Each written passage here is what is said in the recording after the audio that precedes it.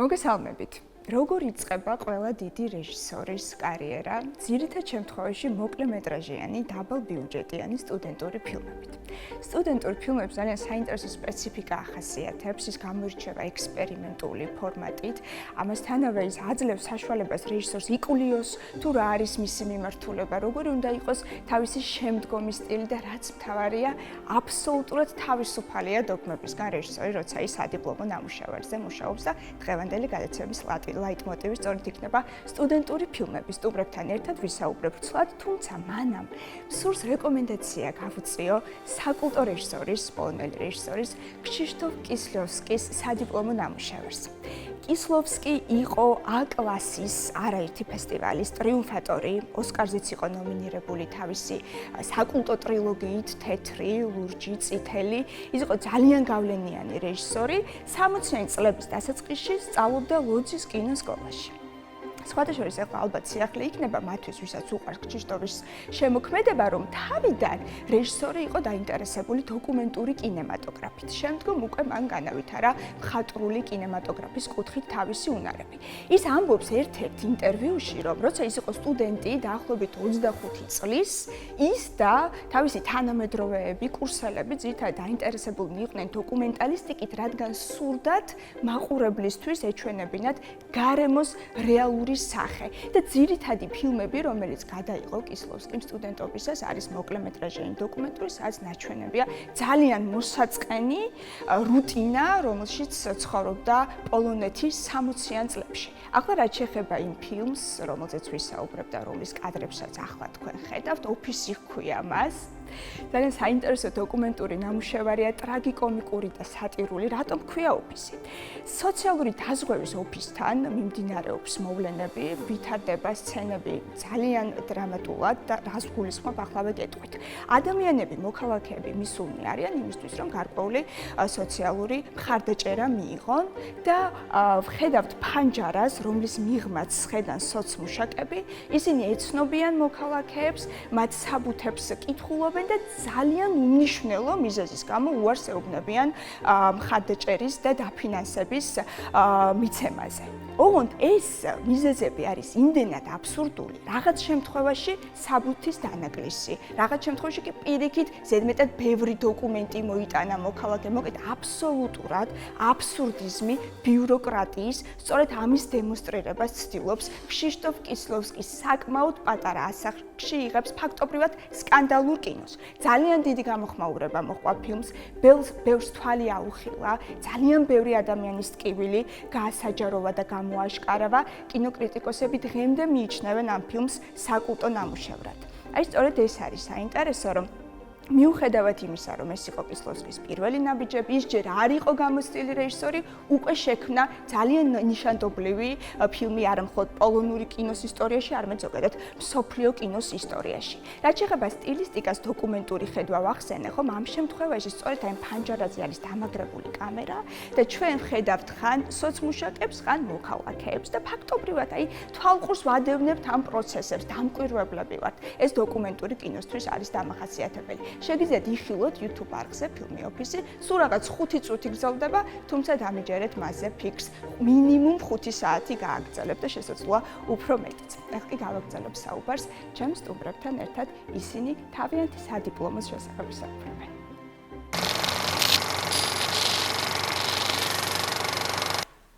სტუდენტური ფილმების სპეციფიკაზე ვაგრძელებ საუბარს სტუმართან ერთად. ნიკოლოზ ვერძაძე, ახალგაზრდა რეჟისორი, არის თეთრი კვადრატის სტუმარი. მოგესალმებით, ნიკოლოზ.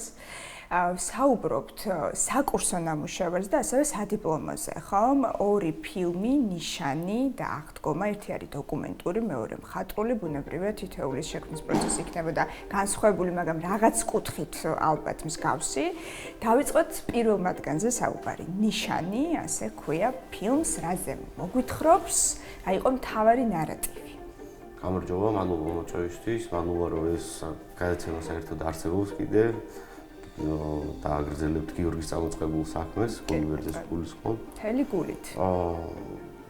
ნიშანს აქვს პრეისტორია ის, რომ იყო ესეთი პროგრამა, რომელშიც იყო ჩართული ბათუმის ხელოვნების უნივერსიტეტი, თბილისის თეატრალური კინო ფაკულტეტებს გულისხმობ და პოლონეთიდან ლოძიდან იყვნენ ჩამოსულები კინემატოგრაფისტები, ანუ სინემატოგრაფი, ანუ ოპერატორები.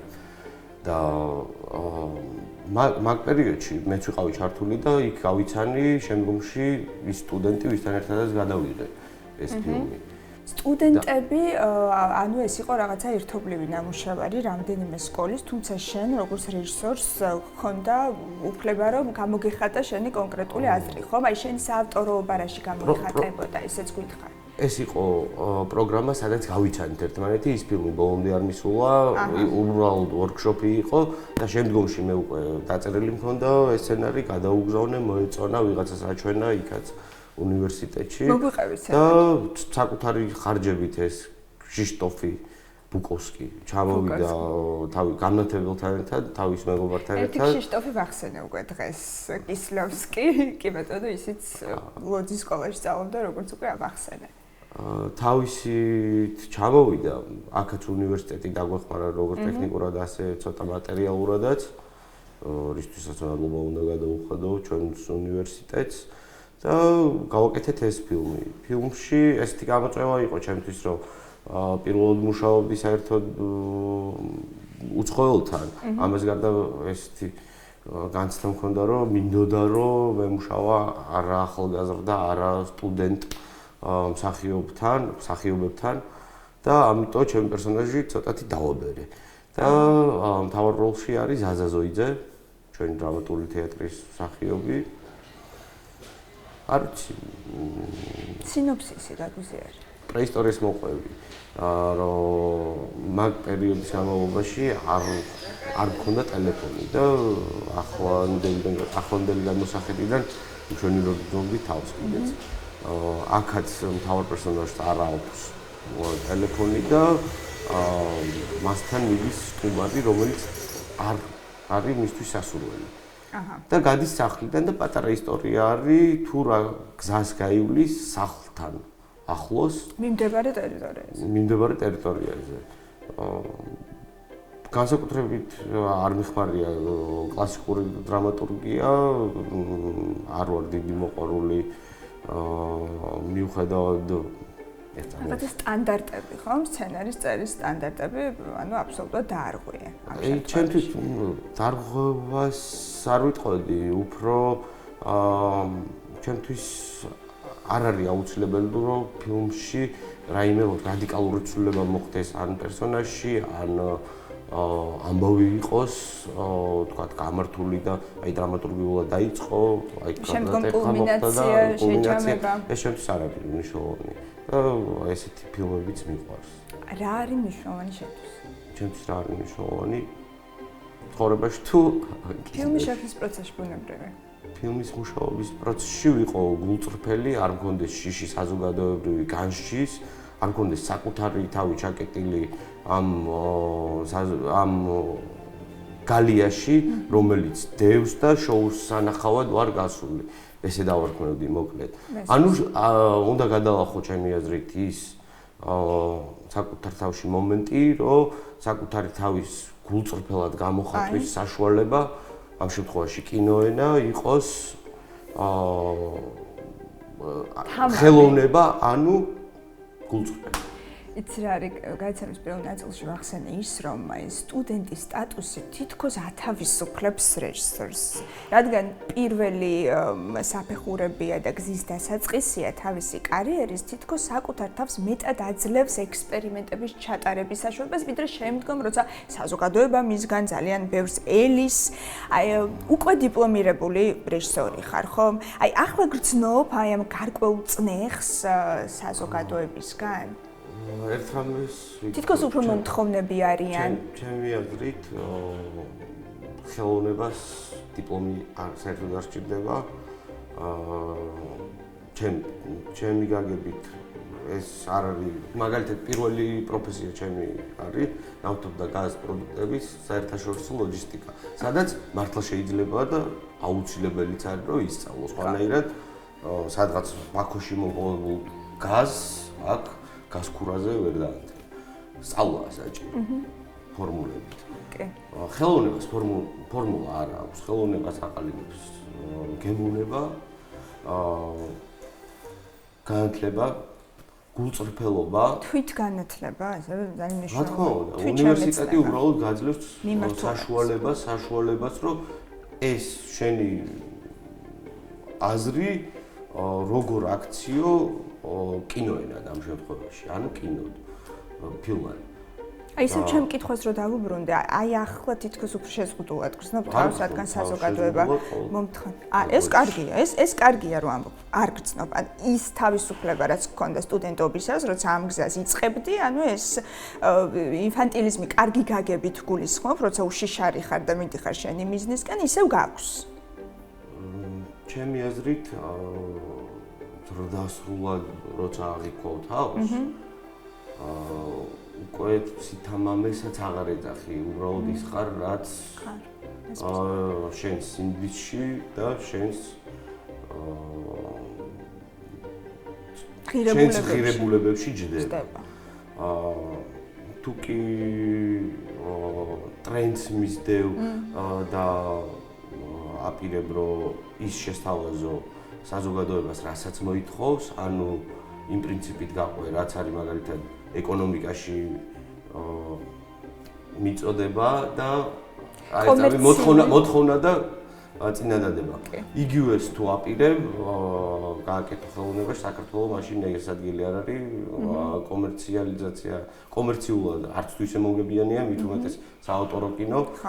როდესაც ეს იქცევა უკვე პროფესიად და მაგალითად ტელევიზიაში მიდიხარ, უკვე ჩარჩოებში ჯდები და ძალიან რთულია მე ამ ჩერჩოებს თავით ზუსტად ამ ჩერჩოებს გულისხმობდი რა, რაც მოაქვს ცხოვრებას და ეს შეინარჩუნო ცილა რეჟისორმა ძალიან რთულია. აი მე ვთვლი რომ მაინც ჩემთვის ჰობია. რეჟისურა ჰობია ჩემთვის. აბა რა არის ძირითადი ინტერესი? ძირითადი ინტერესი ცხოვრება. ხო, თუმცა კვეთა არის ამ შორის თავისთავად. უბრალოდ ხელოვნება. ძალიან საინტერესო აღსანება. მაქვს სურვილი, რომ ჩემი აზრი გამოხატო კინოსახით. ეს ჰობია პირველ რიგში და როცა როგორც პროფესია დავიქო, შეიძლება არც ისე მომხიბვლელი იყოს. ხო, იმიტომ რომ როცა ქონდა ეგეთი გამოცდილება, რომ პროფესია იქცა, არც თუ ისე ის დავიძაბე და მუღამი დავყარი. მესმის, ის შარმი დაკარგა. ამიტომ მიჩვენია, რომ ეს იყოს ჩემთვის ჰობი და ხო, იმ განწყობას ადამიანებთან ლაპარაკის საშუალება. ნიკა, მოგვიყევი პროცესზე, როგორ გააერთიანე ეს გუნდი, გავიგე რომ იყვნენ უცხოელები, თუმცა ძალიან რთულია უცხო ადამიანთან გამონახო საერთო ენა, მით უმეტეს ხელოვნების თვალსაზრისით, ოპერატორი, რომელიც ხედავს ზუსტად ისე, როგორც რეჟისორს სურს, მხატვარი, რომელიც დგამს კადრს და აფერადებს დეკორაციით ისე, როგორც რეჟისორი ხედავს. აი ეს თანამოაზრეები როგორ შეკრიბეს, საინტერესოა და რამდენად ხარ ზოგადად ამ ერთობლივი ნამუშევრი კმაყოფილი არის რაღაც რაზეც შეცვლილი სხვანაირად გააკეთებდი თუ ბოლომდე ხარ კმარი შენი გუნდით? საერთოდ ვთვლი, რომ როგორც ცხოვრებაში, ასევე გადაღების დროს, მოკლედ საავტორო კინოს კეთების დროს, მნიშვნელოვანია იყოს ორი ადამიანი და მიცე მიმართულება და არ გქონდეს შენ მასთან ყოველწუთიერი, ყოველწამიერი კვეთა, რომ აი ეს მიმართულებას გაყვეს და იცოდეს გზა. ანუ სწორად შერჩეული ადამიანი უფრო მნიშვნელოვანია, ვიდრე შენი ჩარევა ამ პროცესში. ვთვლი, რომ გამიმართლა, რომ ეს ადამიანები გავიცანი, ვიცნობდი, საერთო ენა ვიპოვეთ, რა თქმა უნდა, რაღაცები შევცვლიდი, მაგრამ როცა მორჩები უკვე და ამოიღებ ფილმს და გაუშვებ საკუთარი ცხოვრებით გაუშვებ, შემდგომში უკვე აღარ აქვს მნიშვნელობა მაგაზე ფიქრი, უფრო მარაზმს გავცრო, შევცვლიდი, არ შევცვლიდი, მქონდა შესაძლებლობა რომ შეგეცვალა, მაშინ არ შეცვალე, ესე იგი ჩათვალე. როგორც ცხოვრებაშია, ნამდვილად, ფაქტობრივად ცხოვრების წესებზე ვსაუბრობთ, როცა კინოზე ვსაუბრობთ, ძალიან საინტერესო მსგავსება არის, განუყოფელია ერთმანეთისგან. ვისაუბროთ აღდგომაზე, დოკუმენტურ ფილმზე, საკმაოდ სპეციფიკურია შინაარსი, აღდგომის დღეები, რიტუალები. რამდენად გაიგეს ის უცხოეთში, როცა აჩვენე ფესტივალებზე, რა იყო მათთვის განსაკუთრებით საინტერესო, ასევე ქართველი მაყურებლების აზრის გვითხარი საკმაოდ ემოციური ნამუშევარი. პრეისტორია აქვს, ფილმსაც ის, რომ პირველ კურსზე, როდესაც ფოტოგრაფიაში გამოცდას, ეგრეთ წვაბერდი. შუალედური თუ რაც ქვია, საკურსო არასდროს არ მიყვარდა ეს ტერმინები. ავედი და ფერის სასაფლაოზე გადავიღე ეს ფოტოები. მაშინ იყო აღდგომა, დაემთხვა რა ის პერიოდი იყო და დავამთხვიე. მაშინ მივხვდი, რომ მინდოდა დოკუმენტურ ფილმს გავაკეთებდი, გამეკეთებინა იქ და გადამეღო აღდგომა. შემდგომში რამდენიმე ხანი იყო გასული და ახლოთ ალბათ 3 წელი ან 4, ეს სადიპლომო ნამუშევარი იყო ჩემი და ვნახე შანეტ აკირმანის აღმოსავლეთისკენ. და მივხვდი ფორმა, როგორი ფორმა უნდა მივეცა. ინსპირირდი. შეიძლება ითქვას. მაგრამ უფრო ფორმა მიუხედავად იმისა, რომ მსგავსება ამ ორ ფილმში არის, მაგრამ განსხვავებულია, მაგრამ მივხვდი თუ რა ენით მინდა მოვყვე ეს ამბავი. ჩვენთვის ძალიან დიდი ცხოვრებისეული გამოცდილების მომცემი იყო საერთოდ ეს ფილმი. აი რა ამბავი მოყევი? რაზე აღდგომა? ჩემთვის პირადად ეს ფილმი იყო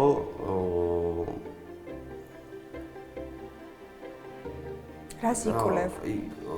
მინდოდა ყველაზე მეტად მინდოდა რომ მეჩვენებინა ეს შუა გადაღებების დროს მივხვდი, გადმომეცა ის გრძნობები, რაც მივიღე მე ყოფნისას.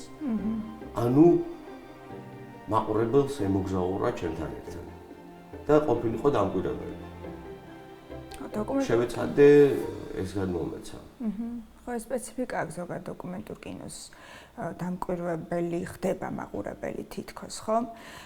ვისთან ერთად იმუშავე ფილმზე? ამ შემთხვევაში უფრო პატარა იქნებოდა შემოქმედებითი გუნდი, ხო? ორნი ვიყავით. მაგ ფილმზე მუშაობდით მე და ლუბოვ ლოსონოსოვა, იყო ოპერატორი.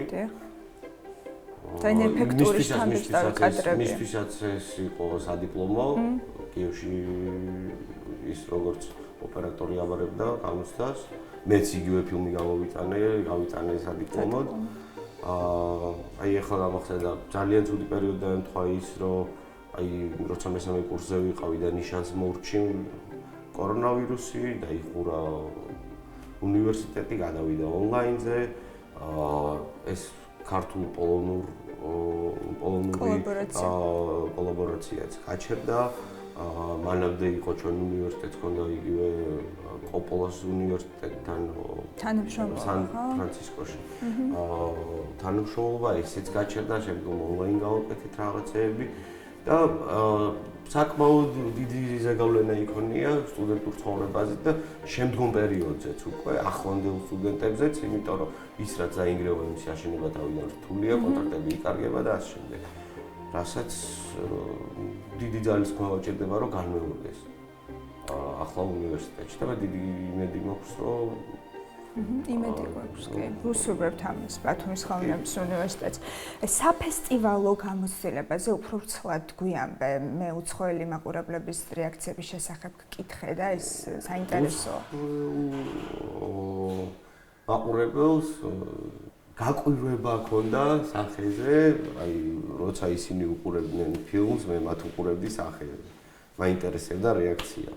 და საკმაოდ ჩემი აზრით ის რაც მინდოდა, რომ ემოგზაურა მაყურებელს, გარკვეულწილად შევძელი.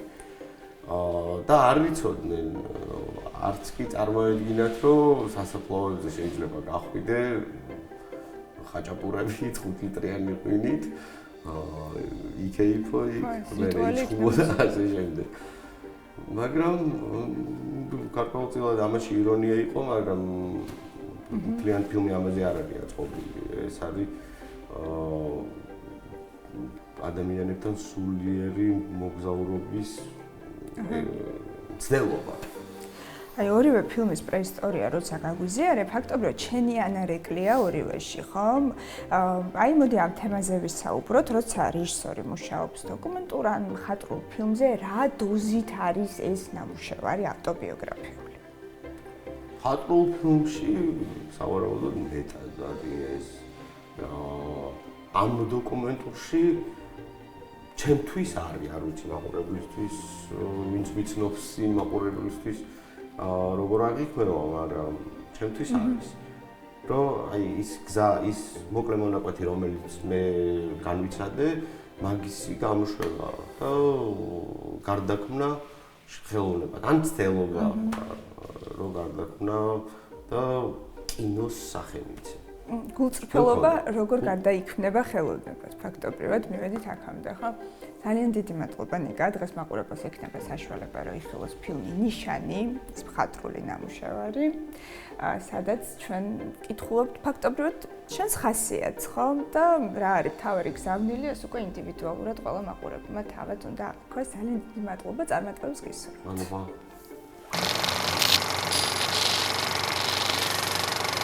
გადაცემის დასკვნითი ნაწილის სტუმარია რეჟისორი, ტელეწამყვანი მიხეილ გაბაიძე. ვაგრძელებთ საუბარს ისევ სტუდენტურ ფილმებზე, სადიპლომო ნამუშევარზე ვისაუბრებთ კონკრეტულად, რომლის საფესტივალო ცხოვრება წარმატებით მიმდინარეობს. მოგესალმებით, მიხეილ. გამარჯობა, მადლობა მოწვევისთვის და ფილმით დაინტერესებისთვის.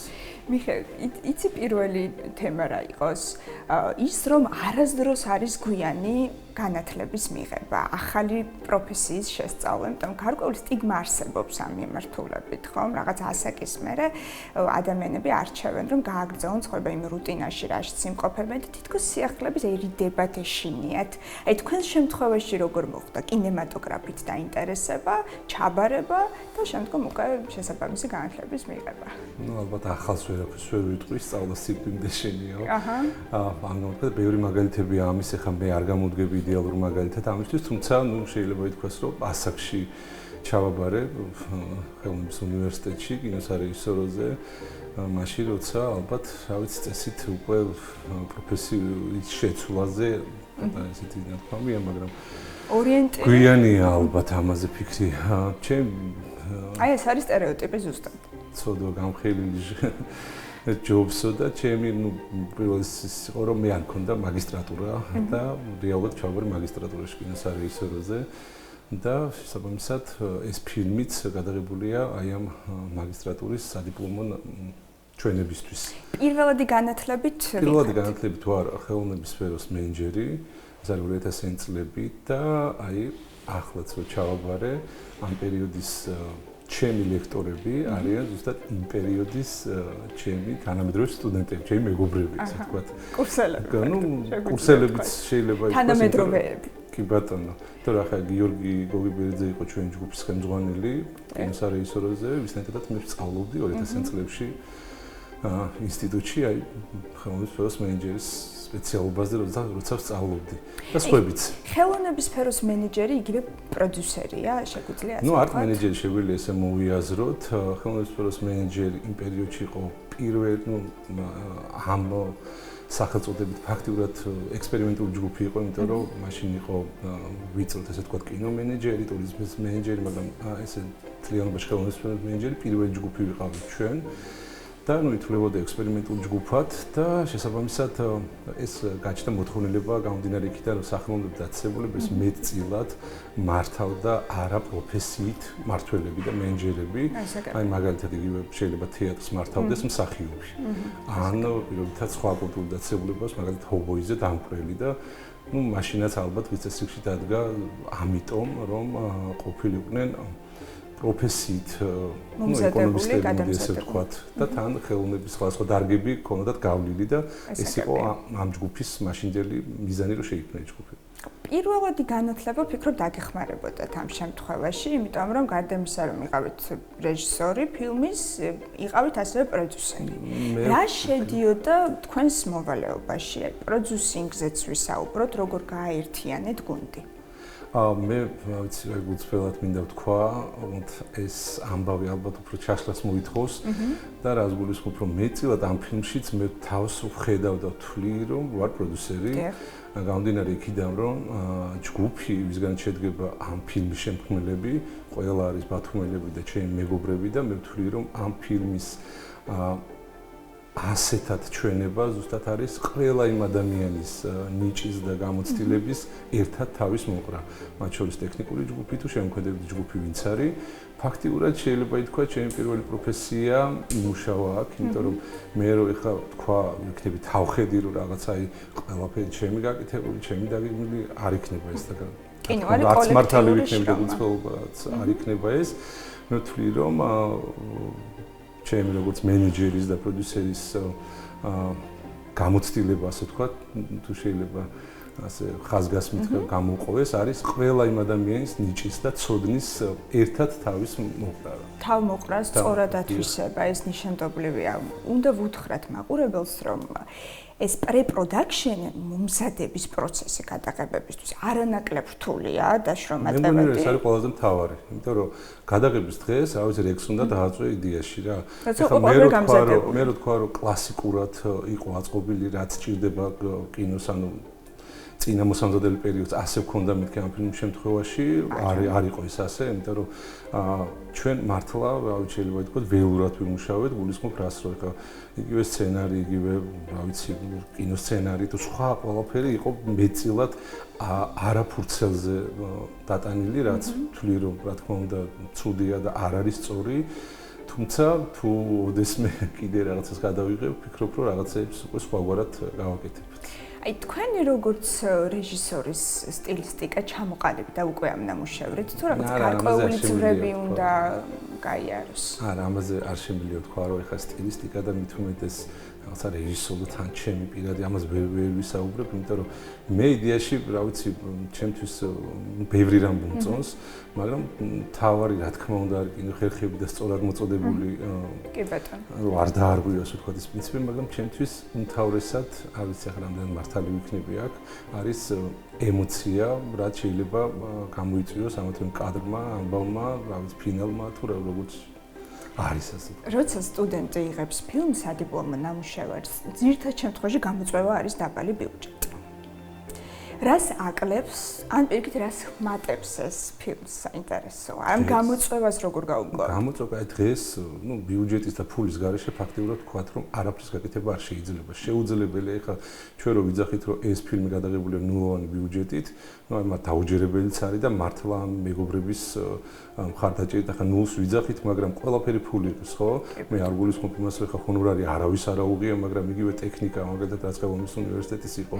ანუ ყველაფერი ფული ღირს და ფულის გარეშე შეუძლებელია რამის გაკეთება, მით უმეტეს კინოში დღეს ყველაფერი ღირს ძალიან ძვირი. და გამოწვევა, რა თქმა უნდა, უმთავრესად, რა თქმა უნდა, ბიუჯეტი და ფული არის წარმოწვა. ამის გარეშე მე არ ვიცი, აი ძალიან რთულია რა. თუმცა ბათუმის ის პლუსი ახასიათებს, ბოდიში მე ხო რომ გაწყვეტინებ, ყველას იცნობს და ეს ერთგულება თანადგომა მხარდაჭერა უანგაროდ შეუძლიათ. ესეც ხომ პლუსია ამ ქალაქს, ალბათ ამან შეიძლება. მაგრამ ეს არ არის სწორი რა, არ არის სწორი. მიუხედავად იმისა, რომ ახლა დღეს რა ასურათი გვაქვს ჩვენ ქართულ რეალობაში, ხო? პირობითად ახლა სახელმწიფოს რომ სახელმწიფოს პრიორიტეტი უნდა იყოს ალბათ და რა ვთქვათ რომ არის რა რამდენი ჯიბი, ერთი ჯიბი გვაქვს магალითად კინოცენტრი. ხო, კინოცენტრის ახლა ციფრი რო აიღო რა ბიუჯეტში, შეიძლება ეს ერთი ფილმის გადაღებას არ იყოს და თან იქ როგორ ნაწილდება და რა ხალხ კონკურსია და ამაზე ახლა რა თქმა უნდა არ მინდა საუბარი, მაგრამ ეს პირველად რა თქმა უნდა სახელმწიფოს პრიორიტეტი უნდა იყოს. მე არ ვიცი რა ფორმით და რა ხერხით ამაზე ახლა ჩემი სპეციალისტებიც მოიხსენება, მან უნდა იმუშაოს. და რაც შეეხება სხვა ქვეყნების ან მსოფლიოს გამოცდილებას, ეს იგივე ფონდები თუ კერძო ბიზნესები, ასე ვთქვათ, ამ შემთხვევაში ესეც ჩვენთან არ მუშაობს, ძალიან ცუდად მუშაობს. მეცენატები ფაქტობრივად არ მუშაობს ესეც და ესეც არის ალბათ ამ ქვეყნის, სხვა პრობლემებთან ერთად არის ისიც რომ ქვეყანა უნდა შედგეს ეკონომიკურად, უნდა იყოს ქვეყანა გამართული ისე და უნდა მუშაობდეს, რომ ბიზნესაც ამისთვის ცხელოდეს, ასე ვთქვათ რა, იმიტომ რომ ბიზნეს ყველას აქვს თავისი რაღაც ნიშა, რასაც რეკლამაში ხარჯავს ან ქვემოქმედების სახით, მაგრამ ესეც კი კინოსთვის არავის არ ცხელდება. აქ აი ცნობიერებაც ხომ არ არის ამ მიმართულებით ასამაღლებელი, ცოტათი ზედაპირულად ხომ არ უყურებენ კინემატოგრაფს. ეგეც შეიძლება იყოს ახლა კავშირში, ბევრი რამ შეიძლება იყოს და ფონური პრობლემაა, რა თქმა უნდა, ცნობიერებას რაც შეეხება არ გვაქვს ამის კულტურაც არ გვაქვს, ეხლა ისევე როგორც ბევრი სხვა რამის კულტურა არ გვაქვს, დასვენების კულტურა არ გვაქვს, ბოლოს და ძილის კულტურა არ გვაქვს და ეხლა ბიზნეს ჩვენ მოვთხოვოთ ის, რომ რაღაცა კულტურაში ფული ჩადონ. მართლა ერთი ან ორი გამონაკლისი შეიძლება იყოს, ვინაც რაღაცა ხარჯავს ამაში და რა თქმა უნდა, ესეც არის კულტურის ამბავი და რა თქმა უნდა, ესეც ცნობიერების თვალსაზრისით ძალიან ცოტა მეგულება, ვინც აი ესე რაღაცა უცბელად იტყვის, რომ მოდი რა კინოს დავეხმაროთ, რაღაცა ჩავდოთ ამაში თანხა. ყველაფერი ერთად, მაგრამ უპირველესად ეს არის სახელმწიფო. სახელმწიფო უნდა შედგეს, რაღაც ეკონომიკურად უნდა გაძლიერდეს, რომ კინოს დაფინანსებაზე, რა ვიცი, ვიფიქრე მაგალითად ახლა უცებ რაც მახსენდება, ყაზახეთი ახლა ითვლება, რომ რა ვიცი, ბევრი თვალსაზრისით საინტერესო ქვეყანა და ისინი მე რა ინფორმაციაც მაქვს, კინოში ძალიან დიდ თანხას დებენ. ახლა ვერ ვიტყვით, რომ არის რაღაცა ფურორებს ახდენენ, მაგრამ ნუ გადაიღებენ 200 ფილმს და შეიძლება აქედან 10 იყოს. ჩვენს მეზობელ თურქეთშიც იგივე. ნუ თურქეთი ალბათ ყველაზე კაი მაგალითია ბოლოს რაც ხდება და სოფლიოში ჩემი დაკვირვებით ახლა მე ამაზე კვლევა არ მიწარმოებია ბუნებრივია და რა ვიცი იგივე ბოლივუდი რო აიღო ახლა რა ვიცი ბდგუნიან ყველაფერს ხო და ხარჯავენ კოლოსალურ თანხებს. კი, ფაქტობრივად საკუთარი ქვეყნის მოქალაქეების ისტორიას უზიარებენ მთელ სამყაროს. ეს არის არაჩვეულებრივ მარკეტინგულადაც ძალიან სწორი ნაბიჯია, ესე მგონია და ის განავითარებს ქვეყნის ეკონომიკასაც, ტურიზმსაც, უფრო მეტი ადამიანი დაინტერესდება ჩვენით. ფაქტობრივად კინემატოგრაფია არის ელჩი ჩვენი ქვეყნიდან, ეს არაერთხელ გვითქვამს გაგვიჟღერებია ამ გადაცემაში, კი ბატონო. და მნიშვნელოვანია, რომ ეს ცნობიერების დონემდე დავიდეს და ყველა ადამიანი, ვისაც ხელეწიფება იგივე სპონსორობა იქნება ეს მეცენატობა, ფილანთროპობა მიმართულებით მნიშვნელოვანია, რომ ინფორმირებული იყოს ამის შესახებ. მიხეილ, მოგვიყევი ფილმის შინაარსი, გაგვიზიარეს სინოფსისი, ვიცით, რომ ჩეხოვის ნაწარმოების მიხედვით არის გადაღებული, აბსურდიზმი, სატირა, მოკლედ ვუთხრათ მაყურებელს დღეს ექნება საშუალება, რომ მიიხილოთ, ყველაფერი არ ვთქვათ, რა თქმა უნდა, მაგრამ რა არის მთავარი ნარატივი. ფილმის შინაარსზე ასე რა ვიცი, მიჩვენია, რომ ნახონ და რაღაცა თავად. თუმცა რაღაც მაინც ვთქვათ. ამოიკითხონ, მაგრამ მთავარი ამბავი არის ალბათ მარადიული პრობლემა პიროვნების პატარა ადამიანის და რაღაცა კომპლექსებით სავსე ადამიანის და ყველაზე მთავარი ალბათ მე რაც ძალიან მაწუხებს ეს არის რომ მსგავსი ადამიანები არ უნდა მიუშვა ალბათ ჩემი აზრით სამართავ კულტთან, იმიტომ რომ თუ მსგავსი ფსიქოტიპები მიიღებენ გადაწყვეტილებას თუ როგორ უნდა ვიცხოვრო მე და თქვენ, ეს ქმნის რეალურად პრობლემას, სახელმწიფოსთვის ქმნის პრობლემას, ადამიანისთვის ქმნის პრობლემას და ალბათ ამ ფილმშიც ბევრ სხვა რამესთან ერთად ნაჩვენებია ის, რომ ასეთი ადამიანები, რა ვიცი, როგორები არიან, როგორ ზემოქმედებენ სხვა ადამიანებზე და როგორ შეუძლიათ მათ ესა თუ ის ჯგუფის თუ ადამიანთა ცხოვრების წესი რაღაცა განსაზღვრონ რა. ან გულისხმობ გადაწყვეტილების მიღებას როგორც შექმნის პროცესში, ასევე მე შემდეგ აღსრულების პროცესში.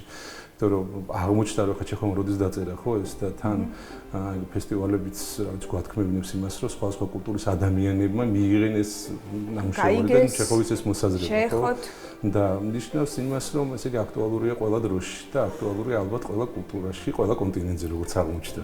სადაც ჩეხოვის ერთ სპეციფიკა ახასიათებს, ხშირად აღნიშნავენ ხოლმე თეატრის თუ კინოს რეჟისორები, როგორც არ უნდა შეცვალო ნამუშევარი, არ ვიცი, დრო შეცვალო ან პერსონაჟების სქესი, თავარი ღერძი ვერასდროს ვერ მოირყევა. თითქოს თავად კარნახობს მისი დაწერილი ნაწარმოებები რეჟისორებს თუ საით წავიდნენ. ეს არის ძალიან საინტერესო მისტიკური სპეციფიკა მისი ნამუშევრების. საინტერესოა ის, რომ ეს არის ტრაგიკომედია. სატირა. საქართველოში ძირითადად შემთხვევაში იღებენ სოციალურ დრამებს, აი ნატურალისტურ ფილმებს, ხშირ შემთხვევაში ასე ხდება. ეს აი რაღაცა თითქოს სიახლეც ჟანრობრივად ქართული კინემატოგრაფისტვის. სატირას რამდენად იგებს და იღებს ქართველი მაყურებელი? ძალიან რთულია ამის თქმა, მე საერთოდ დრამას დავარქმევდი ამას რა, მე ვფიქრობ, რომ ეს არის ძალიან დიდი და რა ვიცი, საშინელი დრამა, რაც იქ ხდება და მაყურებელი როგორ იღებს, მაყურებელი ამ შემთხვევაში ცოტა ყველგან თქვა თუ არ გამოვა, მაყურებლის რას თავაზობ ხა, როგორ თავაზობ, როგორ კარგად გაკეთებულ პროდუქტს თავაზობ, ასევე მიიღებს რა და მაყურებლის თვალსაზრისით ჩვენ მაყურებელი ისე ყავს დაყოფილის, დახლეჩილის და წართმეული ბევრი მიზეზთა გამო რა, ეს არის პირადად რაღაცა სუბიექტურად მათი პრობლემაც, მაგრამ გარემოა ისეთი, რომ ყველაფერმა წაართვა ყველაფერს მაყურებელი ესე ვთქვა და ამით ახლა თუ სწორად თქვი ეს რაც გულისხმობ ხარ რომ ინტერნეტმა თავის იქნა რაღაცა ტექნიკურ პროგრესმა თავის იქნა დაჩქარებულმა დრომ რა ვიცი ეკლექტიკურმა გარემომ რაც ხდება ჩვენთან განსხვავდა პოლიტიკურმა მდგომარეობამ ის კი არა ხშირად ხა ვსაუბრობთ შოუები რო არის იუმორისტული შოუები ну ეს საშინელება ხდება რა რაზე შეიძლება იცინო და რაზე არ იცნო და იუმორიც თუ ეს არავინ არ იცით და ამიტომ ძალიან რთულია იმის თქმა რომ რას იღებს მაყურებელი რა მე მგონი ამაზე არც უნდა გააკეთოს სწორება პირიქით მთავარი არის რომ შეიცოდე რასაც თქმელი გაქვს და რას ეუბნება ამათვე მაყურებელს და ეხლა ყველა კერძ ყავს თავისი დამგემოვნებელი და მთავარია რომ კერძი იყოს სწორად გაკეთებული, გემრიელად გაკეთებული, ნატურალურად გაკეთებული და არავის არ ავნოს პირიქით ჯანმრთელობისთვის სასარგებლო იყოს და გემოც დაატანოს. კარგი მეტაფორაა ნამდვილად. საფესტივალო გამოცდილებაზე ვისაუბროთ, ქართულ არაერთ ფესტივალზე იყო ფილმი ნაჩვენები. ქართველი აუდიტორიის შეფასებად შევადაროთ ბუნებრივია უცხოელი აუდიტორიის აზრი როგორი იყო კინოკრიტიკოსების აზრი და რომელ უცხოურ კინოფესტივალებზე იყო ფილმი ნაჩვენები ეს ჩემთვისაც ძალიან დიდი სიურპრიზი იყო და აქ ჩემი პირველი პროფესია ძალიან დამეხმარა იმიტომ რომ ნახე რას მინდა ხაზი გაუსვა შეიძლება გადაიღო ძალიან კარგად ფილმი ამ შემთხვევაში ფილმზე რაღაც ვსაუბრობ მაგრამ ვერ მოახდინო მისი კარგად და სწორად გაყიდვა დღეს ძალიან დიდი რესურსია და დიდი საშუალება არის, მაგრამ ყველასთან ჭირდება ინდივიდუალური ურთიერთობა და პირადად უნდა, რა ვიცი, დაიკონტაქტო ყველას, იმიტომ რომ ეს არის ყველაზე მნიშვნელოვანი ეტაპი. აი ამ შემთხვევაში ხა მე ჩემთვისაც სიახლე იყო ეს კინოფესტივალებთან ურთიერთობა, მაგრამ აღმოჩნდა რომ ბევრმა რამემ გაამართლა და უპირველესად გაამართლა ამ ფესტივალების მოძიება, მათთან ურთიერთობა, სწორად შეფუთვა, იმიტომ რომ ყველა ფესტივალს მისი მოთხოვნა აქვს და შენ ყველაფრით მზად უნდა დავხდე მაგალითისთვის ხა აი პოსტერი რომ უნდა კონდეს და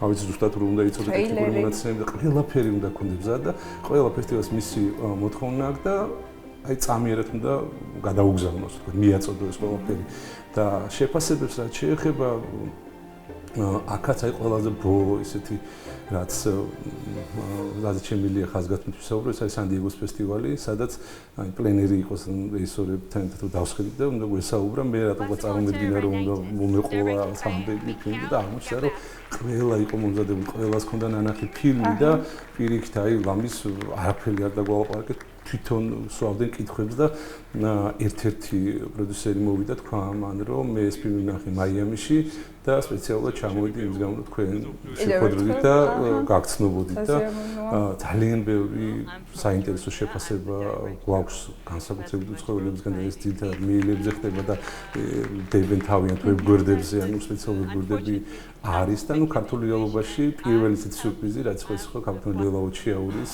ვინცა დილით დამხვდა მესენჯერზე თავისი რეცენზია ასე ვთქვათ ვინაც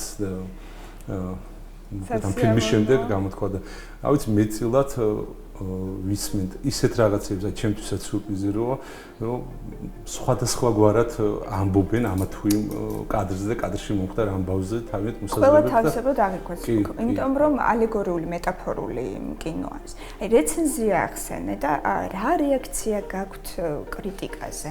მე კრიტიკასთან მიმართებაში ვარ აბსოლუტურად დადებითად კი არა, დიდი სიამოვნებით. თუ კონსტრუქციული არ არის მაინც უდგები, იმიტომ რომ ჯერ ძალიან ცოტა გვაქვს კრიტიკა. ქართული რეალობაში მით უმეტეს ძალიან ცოტა გვაქვს.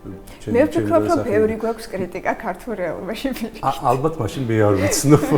ასე, მაგრამ მე ადამიანს აქვს უკვე საშუალება, რომ თავის სოციალურ ქსელში გამოხატოს აზრი და ერთი რამ ზუსტად ვიცი, აი მაგალითად ქართულ რეალას შემთხვევაში რას მივაქციე ყურადღება რომ მე მგონია რომ ძალიან გამიფრთხილდა.